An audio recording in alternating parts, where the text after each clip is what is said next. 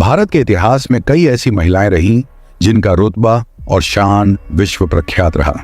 ये महिलाएं केवल सिनेमा, राजनीति और खेल जगत तक ही सीमित नहीं रहीं, बल्कि समाज सेवा जैसे कई ऐसे क्षेत्रों से जुड़कर उन्होंने विश्व भर में अपना नाम बनाया। लेकिन उन महिलाओं के जीवन के विषय में लोग कम ही जानते हैं। ऐसी ही एक महिला हैं जिन्होंने सेक्स वर्कर के जीवन को बेहतर बनाने के क्षेत्र में अपना महत्वपूर्ण योगदान दिया। जी हाँ, मैं बात कर रहा हूं गंगूबाई की, वही गंगूबाई जिनकी जीवनी पर संजय लीला भंसाली ने फिल्म बनाई है। दोस्तों, गंगूबाई की पूरी कहानी जानेंगे आज के इस वीडियो में, तो चलिए शुरू करते हैं।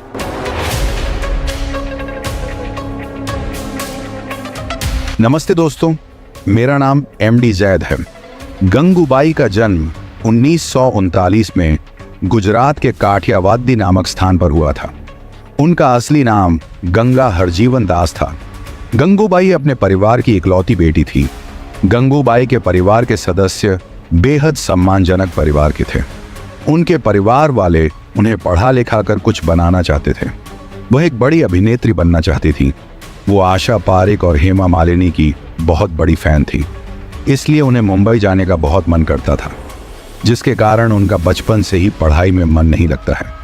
वो मशहूर अभिनेत्री तो नहीं बन पाई, लेकिन एक मशहूर वेश्या हुई। जब वो महज 16 वर्ष की थी, तब उनको अपने पिता के अकाउंटेंट रमणीक लाल से प्यार हो गया, जो गुजरात आने से पहले मुंबई में रहा करता था।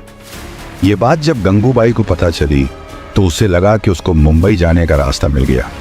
उनकी धीरे धीरे रमणीक के साथ दोस्ती हो गई और दोस्ती प्यार में बदल गई। लेकिन गंगूबाई के पिता ने इस रिश्ते को स्वीकारने से इनकार कर दिया। इसीलिए अपने मुंबई जाने के सपने को पूरा करने के लिए वो शादी करके रमणीक लाल के साथ मुंबई भाग गई। सही मायने में यहीं से उनके जीवन के दर्द भरे दिनों की शुरुआत हो गई थी। रमणीक और गंगा दोनों गुजरात से मुंबई जा पहुंचे और वहां पर एक साथ रहने लगे। कुछ समय पश्चात रमणीक ने उसे यह कहकर एक औरत के साथ भेज दिया कि ये मेरी मौसी है, मैं हम दोनों के लिए एक अच्छा और नया घर ढूंढने जा रहा हूं, तब तक तुम इन्हीं के साथ रहो। रमणीक ने नाजों से पली बड़ी गंगा से झूठ बोलकर उसे महज 500 रुपए की खातिर कोठेवाली को बेच दिया। गंगा को यह नहीं पता था कि रमणीक ने उसे जिसके हाथों सौंपा है वह मुंबई के मशहूर स्थान कमाठीपुरा रेड लाइट एरिया की एक कोठेवाली है। गंगा रमणीक के दिए हुए धोखे से पूरी तरह टूट गई। अब वो वापस घर भी नहीं जा सकती थी और न ही कोठे से भाग सकती थी। उन्होंने अपने हालात को अपना लिया और वेश्यावृत्ति में आ गई। मुंबई के रेड लाइट एरिया कमाठीपुरा में गंगूबाई सबसे अनजान थी, इसलिए उसने परिस्थिति से समझौता कर लिया। वो हर रोज अपने जिस्म को बेचा करती थी। एक बार शौकत खान नाम का एक दरिंदा कोठे पे आया। उसने गंगूबाई के साथ इस कदर जबरदस्ती की कि गंगू को अस्पताल में भर्ती करना पड़ा, और तो और जबरदस्ती के बावजूद वो पैसे दे के नहीं गया।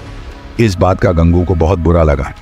अस्पताल से सही होने पर गंगू के पास दो रास्ते थे।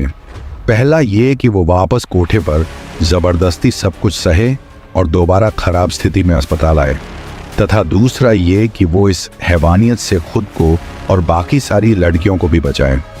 गंगूबाई ने दूसरा रास्ता चुना। उसने शौकत खान से जुदी जानकारी निकलनी शुरू की।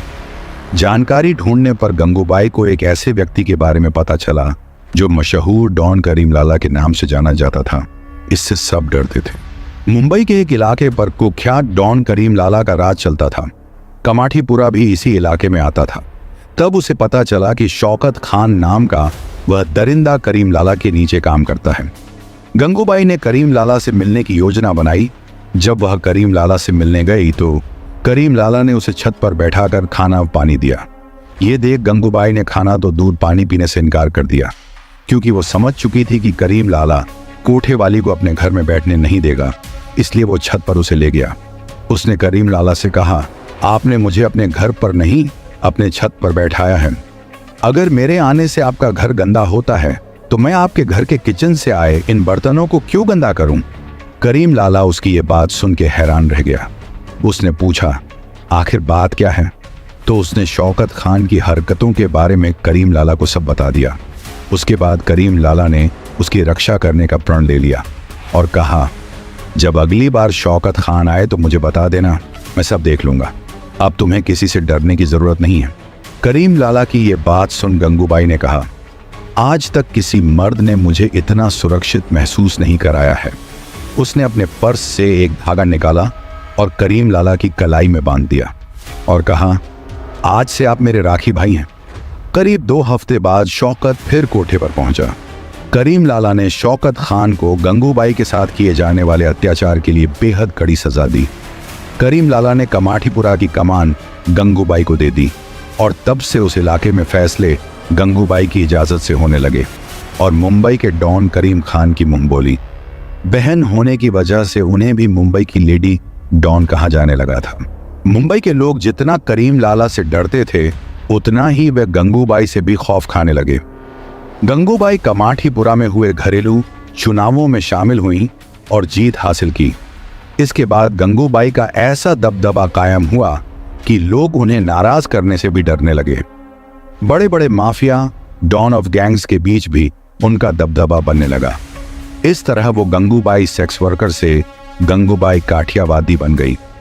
गंगूबाई का कहना था कि यदि मुंबई में रेड लाइट एरिया में काम करने वाली औरतें ना हों तो मुंबई की औरतों का घर से बाहर निकलना मुश्किल हो जाएगा। भले ही गंगूबाई वेश्यावृत्ति में पूरी तरह से रंग चुकी थी, परंतु वह अपने यहाँ पर किसी भी ऐसी महिला को नहीं रखती थी जिसका वहाँ पर रहने का या काम करने का मन न हो। इतना ही नहीं, जो लड़कियां गंगूबाई की तरह धोखे से कोठे पर पहुंच जाती थीं, वो उन लड़कियों को घर पहुंचाने की कोशिश करती थी। ये औरतों पर होते अत्याचार और उनकी सुरक्षा के लिए भी आवाज उठाती थी। जब भी वो स्टेज पे खड़े होकर भाषण देती थी तो सामने वालों को अपनी बातों से हिलाकर रख देती थी। गंगूबाई ने कई ऐसे काम किए जिसकी वजह से वह मिसाल बन गई। उन्होंने सेक्स वर्कर, अनाथ बच्चों और धोखे से कोठे पर लाई जाने वाली लड़कियों की सुरक्षा के लिए भी काम किया। मुंबई में वेश्याओं के खिलाफ आंदोलन में उन्होंने वेश्याओं का नेतृत्व स्वयं किया। उनके जीवन में उनके साथ जो भी घटनाएं हुई और जिस तरह से उन्हें मुंबई के डॉन की बहन बना दिया गया, इन सब बातों को लेकर उनका नाम माफिया क्वीन ऑफ मुंबई की किताब में शामिल किया गया है। एक बार की बात है, कमाठीपुरा से सेक्स वर्कर को हटाने की मांग की जा रही थी। करीब 1 सदी से कमाठीपुरा की महिलाएं इस काम से जुटी थी और इस फैसले से उन सभी की जिंदगियों पर काफी असर पड़ता।